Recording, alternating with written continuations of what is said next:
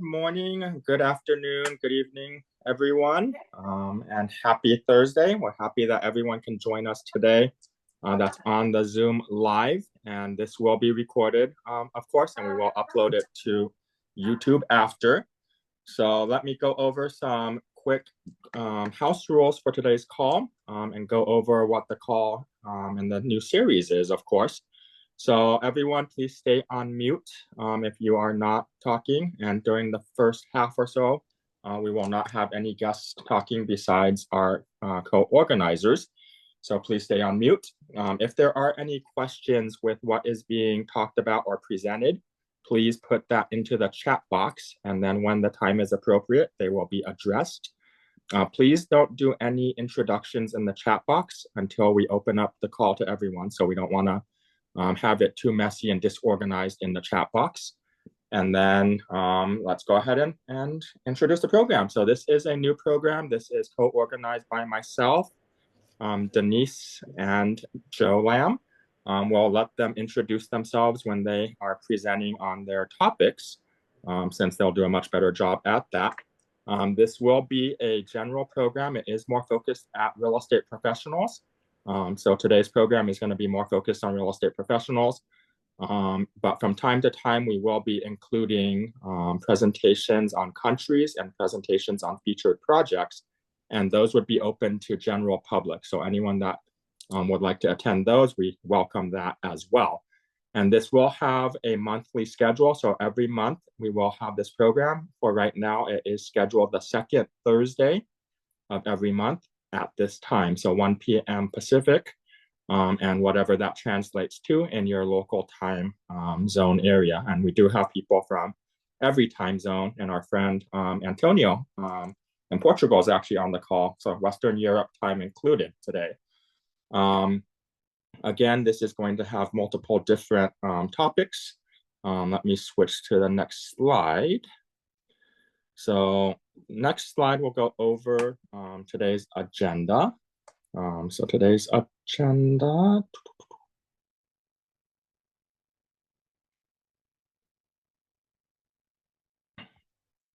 There we go. So within the next hour, and then of course we might not be full hour talking. So once our main organizers finish talking about the assigned topics we have assigned them, we're going to open up the room for general discussion and general networking. So everyone that does stay behind, we would love for you to share kind of course, your name, but more importantly, where you're located and what is your involvement with global real estate, or if you are just starting, what you want to do in global real estate, because we have tons of people on the call right now, different experience levels and different specialties within the global real estate market. So we'll be going over how to start in global real estate. And that's a question we get a lot. So Denise is going to present on certain aspects or certain bullet points, how to get started and how she got started, and why you want to look at this as something that you might want to add to your business plan. It is not for everyone, but for those that are dedicated to basically wanting to do this, there is definitely money to be made in global real estate. And global real estate is just a general term. There's a lot of different aspects to it. So it's not just selling real estate in global locations. There's a lot of different aspects. We'll talk about market trends, what's going on in global real estate, and this could be both directions. So we know there's people coming to the United States, or if you're not located in the United States, people going to your home country. And then we know there's outbound, so people purchasing outside of the US or out of your home country. And then we'll talk about some regulatory considerations, so regulations about global real estate. And then we'll talk about kind of some cultural influences on how to conduct business with global real estate. And all three of us, myself, Joe, and Denise, we come from different cultural backgrounds. So that might be an interesting discussion, kind of how we work with each other on global real estate. So we will start with Denise. Let me bring up the first slide for Denise. And then the first slide will be to introduce herself. So go ahead, Denise.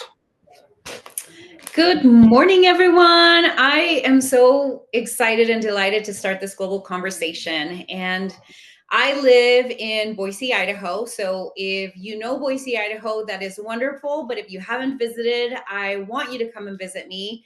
We have beautiful springs, we have beautiful summers, and my favorite's the fall. So please come and visit me.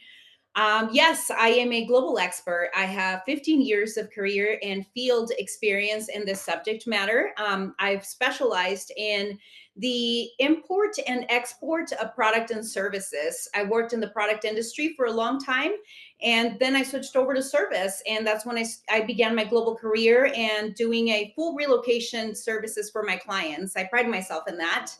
And everything that you see on my page and my logos are basically the blood, sweat, and tears that I have poured into my career, belonging to these networks and getting myself, just being wildly excited about learning for global subjects. So that's who I am. Come visit me. If you're not following me, please follow me. You get a chance to see on YouTube any of the webinars that you miss. I'm always posting new and different helpful tips on Instagram, Facebook, and mostly LinkedIn as well. So follow me if you're not, and let's get started. Perfect. And before we go to the next slide, I want you to touch on CIPS, which we have a logo here, and then FIOPSI potentially, and why joining specific organizations might be a good thing. Absolutely. So CIPS for me is a pentacle of everything that I do in real estate. To me, that is the kind of network in which basically I was able to find myself a family of friends that were also selling real estate and buying real estate, but also had the knowledge that I needed in order to enhance my own career and my own resources for my clients. So CIPS really lays down the foundation of what global real estate entails. CIPS is not just a network, but also it provides you with marketing materials in order for you to evolve in your business. And what I found the most helpful is that they already have referral forms that are created for you and which you can use when you're trying to get a referral abroad. Because that was one of my first questions when I first started was like, oh my gosh, but what about the referral? Like the one that I have at home is not the one they do all of it. They have it all figured out. It's a great way for you to begin your real estate career in global. And then peer-to-peer is CIPS, but I also find FIOPSI to be one of the most helpful, I would say, trade organizations that I belong to, because FIOPSI doesn't just have realtors. FIOPSI actually includes lenders and includes other industries that are also global that can help you enhance your business. And the way that I see it is if the CIPS umbrella can cover certain countries and certain territories, and the ones that there isn't, then FIOPSI basically comes in and fills in those gaps. So I like it for those reasons. I belong to FIOPSI. I belong to FIOPSI since I began my international career. But first, you have to belong to CIPS before you can get into the FIOPSI network. So those are two of my favorites. Perfect. Thank you for sharing. And for those that do not know what CIPS is, it's the Certified International Property Specialist Program. It is the only internationally recognized designation offered by NAR, National Association of Realtors, and it is offered to the IRM members as well. So NAR has global bilateral partnerships with sister organizations across the world in over 82 countries, 100 plus different national or regional level real estate associations in various countries. And their membership has the option to join as an IRM, which is an international realtor member. And if they do, they have the option to join CIPS as well. So definitely it's a great program. I agree 100%, maybe 1,000% if you want to put it on that scale with Denise on the importance of CIPS. So let's go ahead and open the next slide. And CIPS is how I met Spencer. Mm-hmm. Look at us now. You get to meet cool people, of course. Yep. Yeah. So I kind of, guys, I really wanted to take all of you guys with us on this journey. And I feel like oftentimes we talk about global and at such a high level that we really forget about the fundamentals of it. And that's kind of what I want to do today, because I feel like this is going to be a great building block as you follow us along this journey. And I know that everybody is in very different phases of their career, but one of the things that I noticed, is that international is used a lot interchangeably with global. And the reality is that they're two very separate things. And the reality is that the international transactions are what give birth to the global world. And so it's the way that the international countries behave that provides the scenery for the global. So they're not the same, but here we are. I felt like I needed to explain that there's a large difference. So international is country to country, global is the way that they all interact together. And then another thing that I come across that I think most people don't really think about is international business has two main prongs, and that is the inflow, which means there is foreigners buying inside the United States, and then there's the outflow, which means there's Americans purchasing outside of the United States. So when I say that I'm international and I talk to people about this, I let them know that it's not just me relocating clients outside, but it's also tending to people that are looking to come inside the United States as well too. So those are the two big differentiators and the two main prongs that come with international. And then the third one is the value proposition as a global realtor. The value proposition for me is very, very important when it comes to my sellers, because when I let my sellers know that I'm global, I'm basically letting them know that I care about global exposure. And so much so that I belong to these international networks in which no one else is syndicating.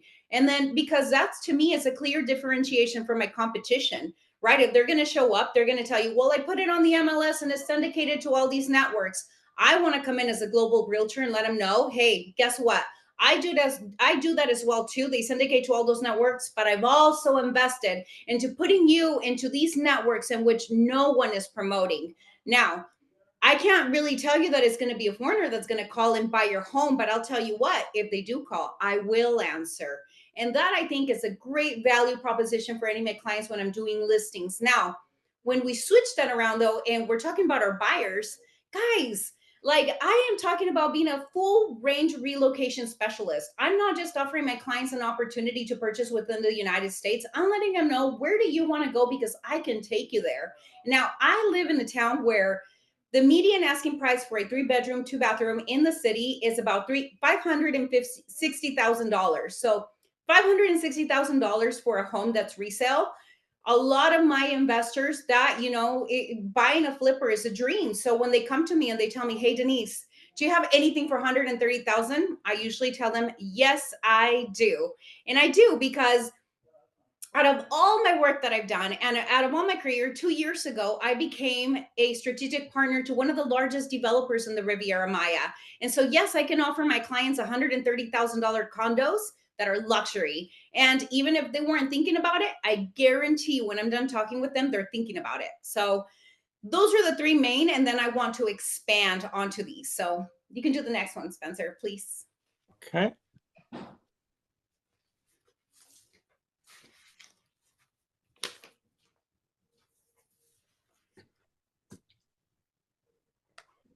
So, guys, we are talking about international housing, and I want you to know that it's critical to understand the changes in asset values and economic drivers in the world economy. And let me tell you why. Because that leads to demographic trends, rising incomes, urbanization, and other macroeconomic factors such as increase in credit and liquidity and demand for assets internationally. That's why it's so important. And also the rising out of technology advances coupled with liberalization of capital markets worldwide that allow for efficient movement of capital between countries, local real estate prices no longer are dependent on local economic conditions, but are truly shaped by global markets. That's how important it is. Now, I don't know if you guys knew this. And by the way, if you guys want these slides with this data, I'm more than happy to email them to you guys afterwards. I don't necessarily want to get into the intricacies of each one of these slides, but I do want to have a discussion over them. And I don't know if you guys knew this, but international real estate is actually a $42 billion industry. $42 billion. So deals are happening. We're not reinventing the wheel. This is something that's been happening since the beginning of time. And as of 2024, it is said that 54,300 people actually bought homes inside the United States that were foreign buyers. Now, what are considered foreign buyers? It means is residents and non-resident holders. So there's those numbers that can help you understand. Now we're talking about the inflow, right? And these are people that are purchasing. I'm talking about a $42 billion industry being as a whole in the United States. So where are these top foreigners buying, purchasing real estate in the United States? Well, if you take a look at the top, at the top cities in which they're investing, you see Florida, Arizona, Hawaii, California, and New York. Notice that Idaho isn't necessarily in there, but I am just so heavily involved. Well, let me tell you something. Idaho is home to Californians. So by default, I already have a lot of Californians that are purchasing and buying, just outside of the United States. I get to inherit those clients and I welcome them into my city. So that's exciting. And then major destination for foreign buyers from China are California, Florida, New York, Nevada, and Texas. Ding, ding, ding, ding, ding. Texas is coming back up. So for any of you guys that are in Texas, it's also a major destination for foreign buyers from Mexico. And also it's a place that is considered for Indians. So keep that in mind. And also, I do want to point out that 50% of the deals that are happening, these foreigners are actually paying all cash. So that's very valuable, right? They're not necessarily looking for loans. They're actually paying all of it in cash. And 45% of the people that bought it out of, all those deals are actually buying it for purposes of vacation home rental or both, because remember that they have children that are coming to study in the United States. So next, please. Next slide. Before we move to the next slide, I want to add, Denise brings a perfect data point that because there's so many foreigners buying here in the United States, both for investment and for relocation, most of the agents don't understand they might already be active in global real estate. They're just not thinking of it in that way. So if they can maximize and grow that, it doesn't have to be selling homes overseas. It could be just selling homes in your own backyard, but with more intention of basically servicing and finding those global inbound clients to your community. And prior to COVID, the overall number for amount was actually over 100 billion. So more than double, over 100 billion. So there definitely is a demand for foreigners purchasing here in the United States. And if you know how to handle those clients or how to find those clients, definitely very lucrative. So we'll go to the next slide now. Yeah, thank you, Spencer. That is very true.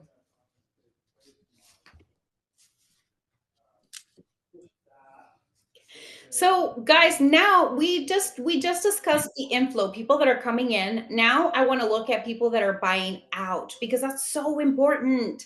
And remember, I just said that I was the strategic partner to one of the largest developers in the Riviera Maya. Look who comes in number one in places where Americans are investing, and that is Mexico. 16% reported in 2024. That was the destination they were purchasing, followed by Costa Rica, then Italy, then Colombia. After that is Spain. Now, for what reasons are they purchasing out? I think the number one that Spencer and I get a chance to see, because Spencer and I are business partners and we sell in the Riviera Maya together, and we see our clients do the number one first thing is find a vacation home, but looking to rent it when they're not inside the place. The second one is for vacation home, in which they just keep it clean. They don't want to rent it out. They just want to, just want it to be a place where they get away. And then third is for residential I'm reading the graph, is the residential rental.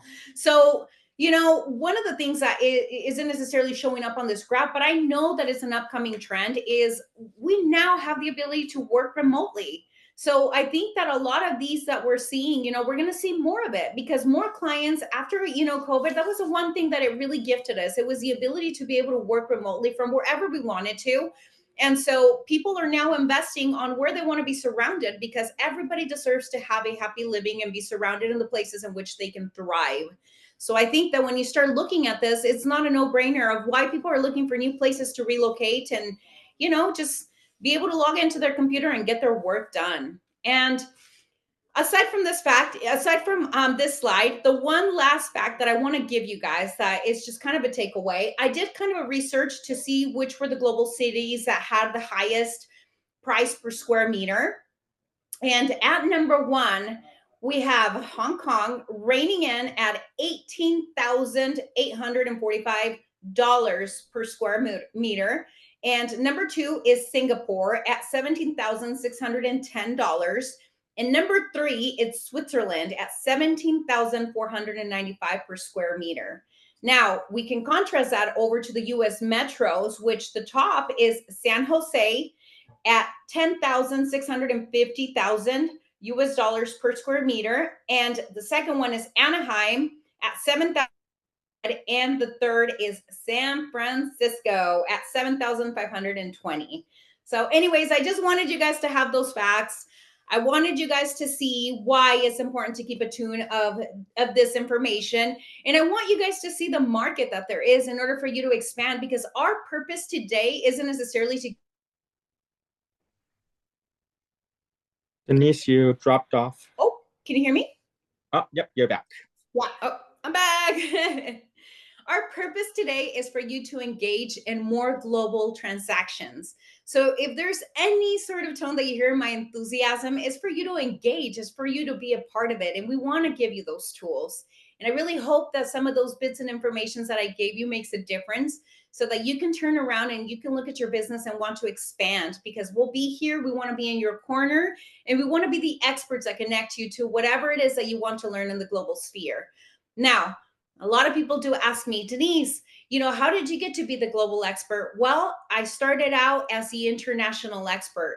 And what did that do for me? I started exploring country by country, and I was so successful at my projects that I had an opportunity to evolve in projects in Nepal, in China, in Vietnam, in Taiwan, in Mexico. And by getting to learn country by country and really involving myself and being wildly curious about learning how their business models work, how their marketing is put together, what resonates with the public, that's how I was able to compile information from different countries in order for me to feel confident within the global sphere. So that's how I started my journey. If you're looking for ways on how to begin this journey, the way that you do it is be wildly excited about a place and start visiting more and more and more until you feel confident enough to that, and then you can expand from there. So take it step by step on your journey. And that's my tip.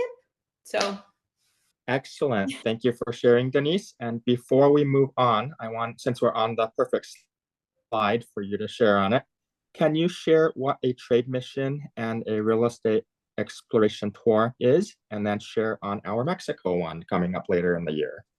Yeah, absolutely. Okay, so I have been a part of numerous trade missions, and some of them have been on behalf of the state of Idaho, and they have been governor-led trade missions. Now, the way that I know trade missions are when you have government delegates that are organizing the mission for you, and that means you're basically U.S. Commercial Services, who's the Department of Commerce for the United States, is the main organizer because they have reach all over the globe. And so what they do is, prior to going on these trade missions, they do kind of a matchmaker. They identify companies that meet the requirements that you're looking for. So by the time that you actually hit the ground running, you're actually meeting with decision makers, and you're meeting with companies that already know about your product and could be possible distributor for your product or service.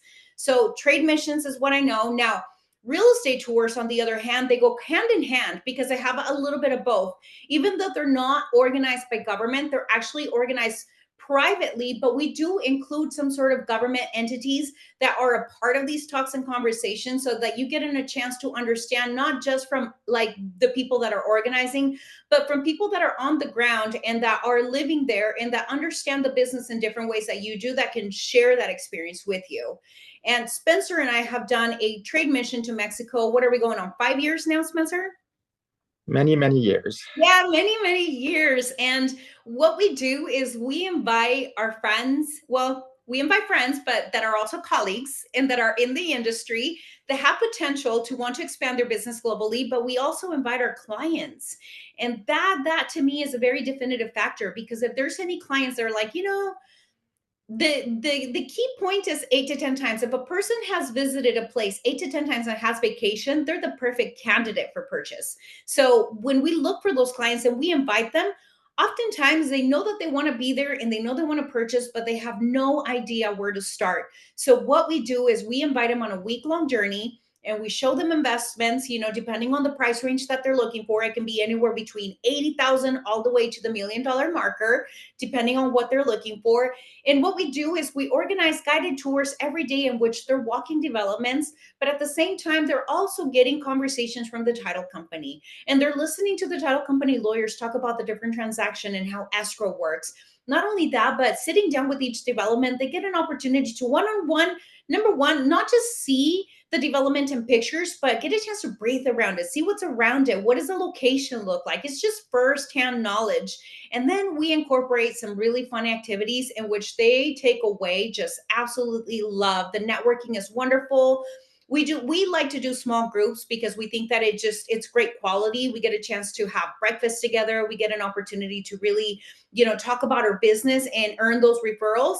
But at the same time, too, we're building lasting memories. And just in the words of Anthony Bourdain, what does he say? Is that, traveling is not a reward for work, but more of an education for living. So think about that. Come on our trade mission. It's always in October, a week before Halloween. And if you're interested, we can send you more information. Perfect. So as Denise said, anyone that is interested in exploring Riviera Maya and coastal Mexico, we do that once a year. We can bring it differently. So if we have a large enough group that wants to go before, I'm sure Denise will be happy to go to Mexico earlier and go twice this year. So if there is huge demand, we're able to do additional trips as well. I do see Brittany is on the call. Brittany, do you want to unmute real quick and do a short intro of what you felt about the trip you attended last time? She went on our trip last year. Yes, hello everyone. I'll just say it was amazing.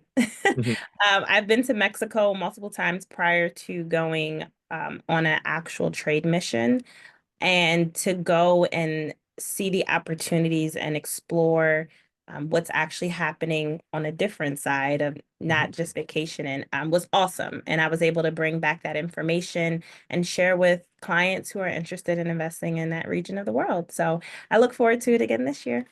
Very cool. And I'm happy to say that Brittany is actually going to be presenting on Mexico to her local association. So myself and Denise are there to support her and her efforts to do that. So before we move on to Joe Lamb, I'm going to have Antonio unmute real quick. And can you share on your upcoming Portugal trade mission? No. Yes, you can. You're not the quiet one. We don't. So we have, we also organize events here to Portugal, and it's the same, like getting to know the real estate opportunities, the culture, the lifestyle, the food, the wine. Why should somebody invest there? So, but thanks, and for giving me the mic. And you know what? I forgot to change something here, but I'll do that while I'm talking. And that is something here. I'll give you guys a tip, like what I'm doing right now. Put in where you're from. Antonio Barbosa, Portugal. Okay, so so people know. There you go. I always forget. I thought sometimes, but yeah, this will be our sixth event. Something we got started right around COVID, actually. So I learned from you, Spencer. That was the thing. The other guy on the side of the Atlantic doing that, and it is our next event, and that is to get to know real estate, and we've been doing it quite well, getting better at each time. Our next event is May 17th through the 24th, although we had an extra day to discover the Douro Valley, the 25th. So staying Saturday night, Sunday. And we have 3 spots available. So if you want to get to know Portugal, definitely reach out. If you want, I could share it here in the chat. Once it's done, then you could say, hey, you know what? Now you could share the event, and I'm happy to put it in the link. I'm doing actually today, the 17th, Monday, a Zoom webinar to go over the itinerary about the Portugal Experience Tour. And again, May 17th through the 24th. Thank you, Spencer. Denise, great listening as well, always, and everybody. No problem. Thank you, sir. And then if there's any questions for Denise, please put them in the chat box right now. And I'll make one last announcement. So myself and Antonio, we are hosting a Vietnam and I put it in quotes because it's not in the title, VIP experience tour. And this is going to be for spring of next year. It's going to be between 10 to 13 days, depending if you want to do the Ho Chi Minh City additional edition. That's where we will be arriving. We will be visiting pretty much every major city inside Vietnam if you do the Ho Chi Minh City edition. And we'll be staying at luxury hotels, having luxury meals, and doing luxury activities and visiting luxury real estate starting at 100,000. So you can own luxury real estate starting at 100,000. And I think Joe can chime in on that when he's talking, since Joe is my partner for Vietnam as well. So before we get to Joe, let me share a quick slide because I did not introduce myself earlier, and that was on purpose. I wanted everyone to go first. So let's get this open. Cool. So my name is Spencer Hu. I am based in Southern California. I run a small consulting firm called hoo.global Consulting. And in addition to helping buyers and investors purchase and invest outside of the United States, we actually help agents and brokers like yourselves expand into these spaces as well. So we've been doing this for about 6 years now. We are active in Mexico and other select regions in Latin America, as well as Southeast Asia in Vietnam, Thailand, Cambodia, and hopefully onboarding Philippines pretty soon. I've been invited to speak all over the place. These are just some of the organizations on how to work with global buyers. If we're talking about agents wanting to work with global buyers, as well as how to work with your potential partners in destination countries, since everyone works differently everywhere across the world. So you need to know how to work with your partners. So definitely feel free to reach out to any of us, myself, Denise, or Joe, if you have any questions. Again, we're happy to help. That is why we're putting this Global Talk seminar session in place, is we want everyone to become excited about global real estate. And whatever we can do to help that happen, we're happy to do that. So Joe, you're on the stage. And before you begin your spiel, can you share with them, basically me and Joe and some of our other partners, we ended up in Mexico this last half week, and they had the opportunity to stay in one of our personal properties that we just acquired and took possession of last year. How did you enjoy that property? What did you think? Well, the three of us made a trip down to Tulum to look at a couple of the properties, and that Spencer was gracious enough to let us stay at his beautiful 3 bedrooms penthouse condo. Overlooked the Tulum nature as well as the ocean, so it was incredible. I think it's very good location, very good value, and then definitely it's good investment because obviously you got some appreciation already. So. Yeah, very cool. Okay, and then can you do a quick introduction about yourself and kind of your background, and then you can go talk about current economic and political conditions. You bet. Well, hello everyone. My name is Joseph Lam. What I've been doing in the past 34 years has been in the real estate and finance business. About 15 to 20 years ago, I started to get a hobby of traveling all over the world. And I was fortunate enough to have a job that allowed me to have that flexibility. Obviously, with most of everyone's now is you've probably heard of the term digital nomad, but I didn't know that it was a digital nomad before the term was even invented. So I was fortunate enough to take on the hobby of traveling, and obviously with that, I have became interested in global real estate. I've traveled all over the world. I do like South America, so majority of countries in South America I've been. I do like Asia. I've been to majority of Asia. I travel to Europe as well. I don't enjoy it as much, but obviously that's personal preference.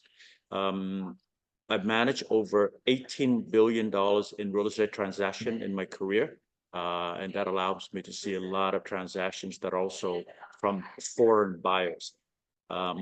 Last but not least, before I go into my main topic, I would like to ask all of you on this call, how would you like to increase your business 10 to 20% by adding foreign business or global real estate? That is a big piece of business that if you're not currently doing, you're leaving money on the table. Okay.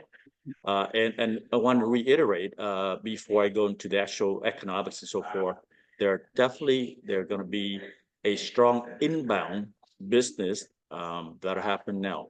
Some of the inbound business, we may misunderstand that people have to travel here from China or India, wherever they might be. That's the misinformation. Many foreigners are already here in the United States. So therefore, they have a huge need here. So every year we have over 800,000 students come here to go to colleges.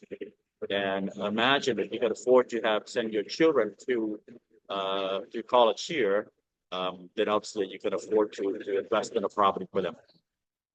So definitely think about the inbound. I'm sorry, the inbound to U.S., but they focus on the people who are already here. Majority of people who are working for technology company, Microsoft, Google, they are under H-1B visa, means that they're here legitimately, but they still consider foreign buyers. So there's definitely a lot of foreign business within our country. Okay. With that, I want to bring up maybe what's going on in the world today. And I think if you watch the news in the past quarter, actually not even a quarter, but take it back, 45 days after the election, as you know, what's going on there is quite a bit. So there's so much information that it's not much that I can do in about 10 minutes. But due to the environment that the new administration put on with the tariff, it's going to intensify the need for foreign companies to come to the U.S. Now, that was already happened in post-COVID. Obviously, post-COVID, there was a push to bring things back to the U.S. From manufacturing, from everything manufacturing to technologies and what have you. Now, this has intensified with the new administration. So the company come in to invest $100 billion. And let me take you an example. TSMC announced that they're going to put $100 billion in Phoenix Valley or Arizona. And imagine the jobs that created from there. That's just a job for the people who live in Phoenix today. But imagine of all the people, the executives, the engineer that they have to import into that location from Taiwan, that could be thousands. And when they do come, they're going to be demanding housing, right? So with foreign inbound business, you need to be very in the know of the economics. We need to be in the know of the news of what's happening in the world and where those companies are placing their headquarters. Apple is opening some headquarters to bring some of the business back here. Obviously, with that, they're going to bring their engineers from overseas back here as well. And so majority, so sorry.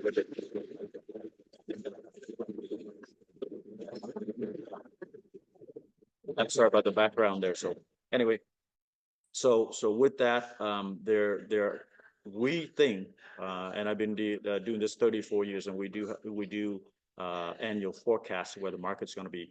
We think that last year, 2024, the inbound business was about $40 billion. We believe that this year we're going to see about 50% increase, or about $60 billion.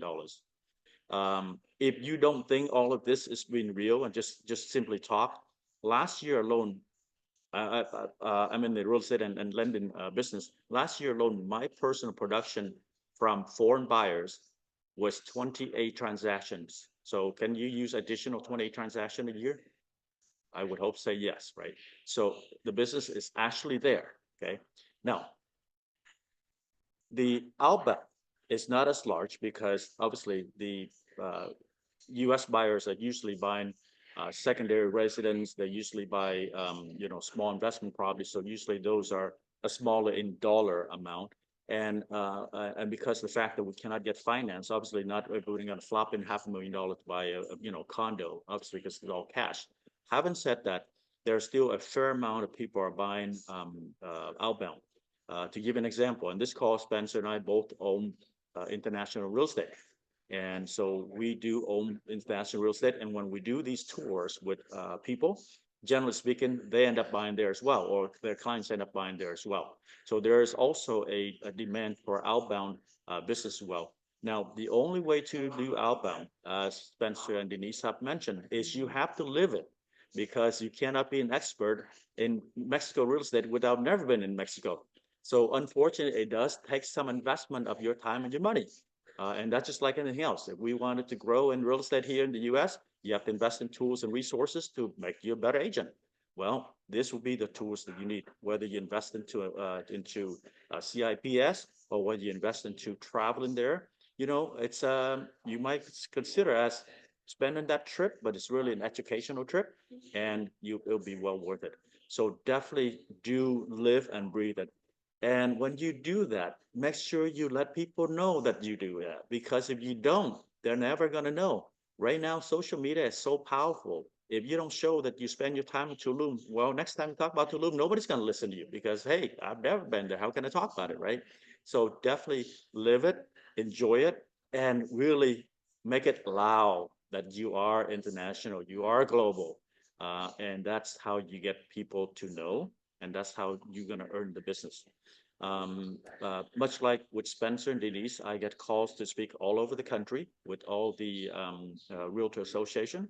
And again, that's how I get business as well, because they know that I'm in the know. So you have to live it, learn it, and breathe it. And so that's how you get your name out there as a global expert. Okay. With that, time is almost up, so I'm going to stop right there, and we'll turn back to Spencer. Okay, perfect. So before I let Joe off, for inbound transactions, so the foreigners purchasing here in the United States, there is foreign national finance programs available. So not everyone knows that those are available. So Joe, do you just want to give a quick spiel what that is and kind of interest rates? Absolutely. In the old days, and old days by say, before COVID, let's just say that the only way to get foreign national business or foreign national buyers to be financed is go to banks like HSBC or similar. So while the banks do lend on foreign national business, there are two problems. One is their demand is extremely high in terms of qualification. They want to know the income from the country of source. They want to know everything about you, what they want to know credit, when, as you know, there's no credit system out there, so it's very hard to get credit. So at that time, bank was asking just ridiculous amount of paperwork to get a finance. Not only that, after COVID, banks start to dry up. So even HSBC have slowed down on lending unless you're their big tier investments to the bank and what have you. So there's a limited amount of banks that are still doing foreign national at extremely difficult level. We at Loan Direct, we have designed a loan product strictly for foreign buyers, and we made it literally a painless process. And that process is very simple. With 30% down, we don't need to know what you do for a living in your country. That's the start with it. We don't need any credit references from your country of origin. We don't even need to source your money. In other words, your money comes to the United States tomorrow, we can use it. Comes yesterday, we can use it today. So we don't need all the typical requirements that you see from banks. The interest rate is obviously going to be higher than what you get in a conventional loan today. We just locked in 2 loans this week, and it was 7.75 for 40% down. There was a 30% down that was locked in at 8%. So it's definitely higher, but it's about 1% higher than what the market is for our US citizen. Perfect. Thank you for sharing. So anyone that does have a foreign buyer that has foreign income, meaning they are not a green card holder here in the US yet, these loans are available and they can purchase, and you don't need to turn them away. Brittany, I see you have raised your hand. Question you have? I do. I'm going to ask this question. So, Joe, what sites do you recommend for us to stay in the know? Any particular ones that you use for us to stay in the know as well? Well, what are you looking to do? Let's start with that. You looking for inbound or outbound business? Inbound. Both Inbound. really, but inbound. Okay. Well, inbound typically it's hard to have exactly, the clients to go into the inbound. Now, having said that, you can specifically focus in. For example, if you want to look for Mexico or South America, you would want to go in the Spanish-speaking community. Unfortunately, you're gonna have to learn some sort of language there. You may not be an expert, but at least use your Google Translate and what have you, right? A lot of posts, and you also start posting out, right? Beautiful home here. Where are you based out of, Brittany? Maryland. Okay, DC. so beautiful home in DC for $1 million. Foreign buyers from, welcome foreign buyers at 30% down. You can purchase this home. So you would post something similar to that. Now, fortunately, I speak Vietnamese, and I do that in the communities that has Vietnamese, and I attract quite a bit of buyers from that way. Now, you don't have to speak the language because it's all posted on Facebook as long as you know how to write it, right? And read it, because a lot of them come onto those groups and they ask questions. How do I buy a home in the U.S.? And believe it or not, it is more active than you think. I've seen minimum, I'm not exaggerating, one group alone of only 70,000 members. I see minimum one question a day. That's 365 questions from 365 people from one group. So if you belong to 5 groups, there's 5 potential leads for you a day, right? And you have to be a contributor, because once you get in the group, you can't be silenced because they're not going to know who you are. So be a contributor, be top contributor, as a matter of fact, because they want to trust you. Otherwise, I don't know what this lady is. So definitely do that. Now, I'm going to give you one trick that's very, very special to me, but I will share to this special group. So you're Brittany Butler. You're going to create a page, Brittany Butler, Mexico expert. That's one page. Brittany Butler, China expert. Brittany Butler, Canada expert. Whatever you want to be an expert at, that'll become the page that you operate on, right? Facebook allow you to create 5, 10, 20, unlimited number, as long as you can manage it. There's a lot of work for you. But you focus to that. That's how you get special. You get higher attraction rate if you focus into what you talk about. If you do a mass one where it's not really focused on anything, your attraction rate percentage obviously drop dramatically, right? So the more focused you are, the higher attraction rate is going to be. So if there's a 10 set of eyes that look at the one focus page, you might get one person. That's 10%. But if it's non-focused, where just 1,000 people look at it, you might get like 0.001%, right? So it's much lower when you're not focused to what you're doing, right? So Thank you. I hope that helps. Yes, thank you. Yeah. Those are great, helpful tips, Joe. Thank you for sharing. You're welcome. Yep. So are there any other questions from the audience? Don't be shy, everyone. We're here for you.